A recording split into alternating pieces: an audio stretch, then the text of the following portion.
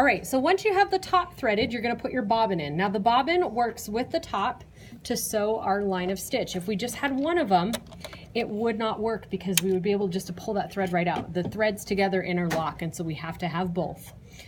Usually when we sew, we're gonna have matching threads, but for practice today, it works better if you have two different ones. So here's our bobbin. You're gonna notice that we want the thread coming off from the left here, just as I'm holding it.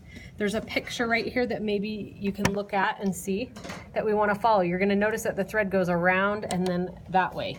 So it should make this motion right through these crevices. So we're gonna start with it on the left, just like I said, drop it in. And then there's an arrow there that we're gonna drop it around the crevice and hold it tight. Now right here, there's a little blade. You wanna be careful not to cut the thread there. We want it long. It's gonna make the next step a lot easier if you keep it long, okay? So then you're going to take the top thread with your left hand and turn the hand wheel toward you. Now this step is really important. Everybody always forgets it and they think that they're just done once they drop the bobbin in. It will not sew if you keep it like this. So you've got to make sure that you do this step. So we're gonna hold this thread and pull, and then with our right hand, do you want to get a shot over here? You're gonna turn this hand wheel like this at the same time, okay? Okay, come back over here. Okay, so here we go. We're gonna pull and turn towards us at the same time. Sometimes it takes a couple to get it.